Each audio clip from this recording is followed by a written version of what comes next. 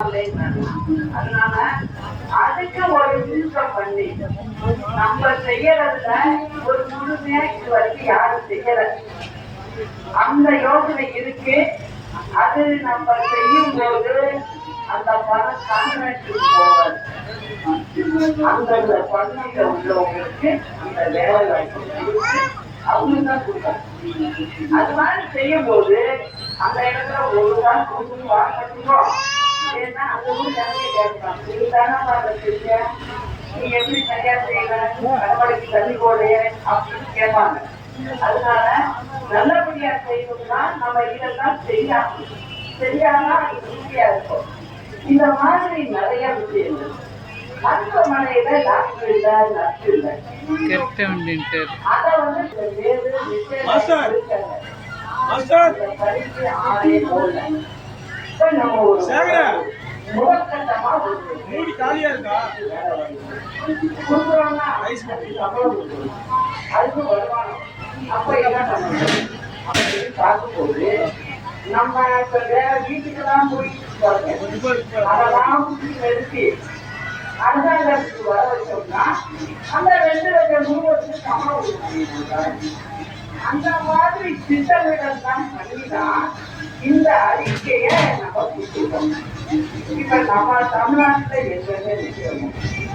அங்க என்ன நான் சொல்லிட்டு வந்தது, யார் என்ன கொடுத்தாலும் வாங்கிட்டீங்க, வாங்க வந்து கரெக்டா தென்னங்க ஓடுங்க, மற்ற கதையெல்லாம் நான் பார்த்துட்டேன் சொல்லிட்டு வந்தேன்.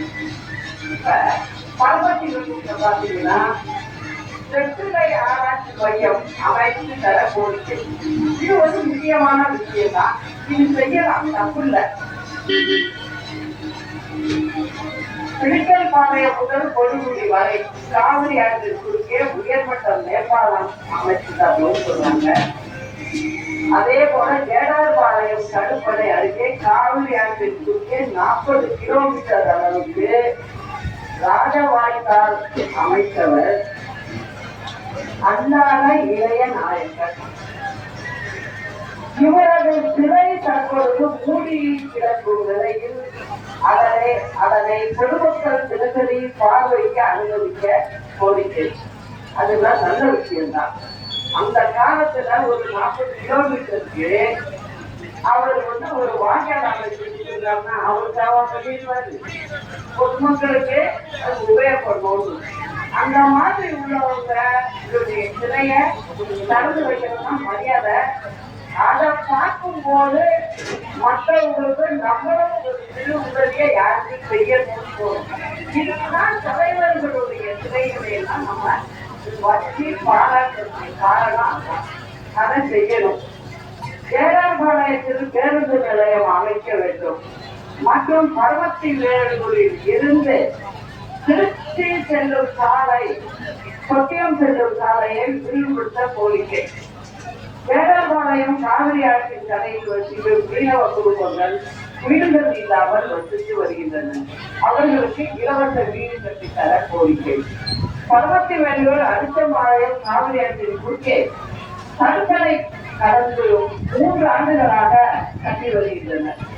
அந்த வேலையெல்லாம் அவங்களுக்கு செய்யறதுக்கு விருப்பம் இருக்கு. அதான் மெதுவா போயிட்டு இருக்கு. இந்த மாதிரியான விஷயங்கள் நிறைய இருக்கு.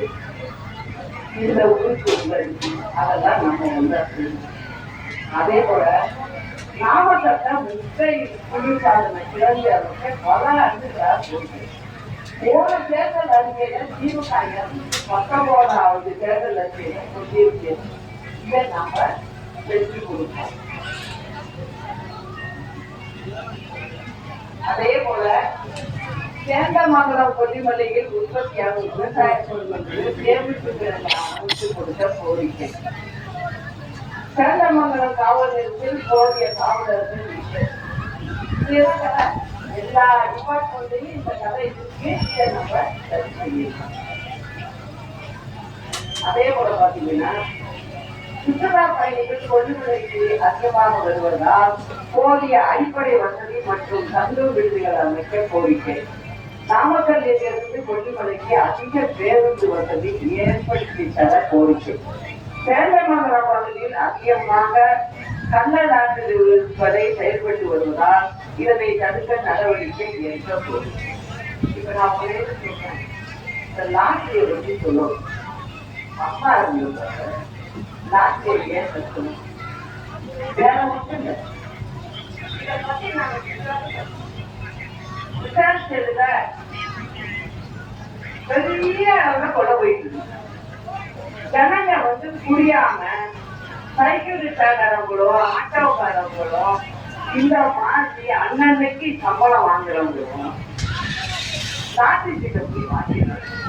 இதுல ஏதாவது நமக்கு பணம் வரும் அப்படின்னு நிறைய பப்பர் ஒரு சீட்டு 30 ரூபா, அதை வாங்கினா 50 கோடி கிடைக்கும், 30 கோடி கிடைக்கும், இப்படி எல்லாம் கொடுத்துட்டு வந்தாரு.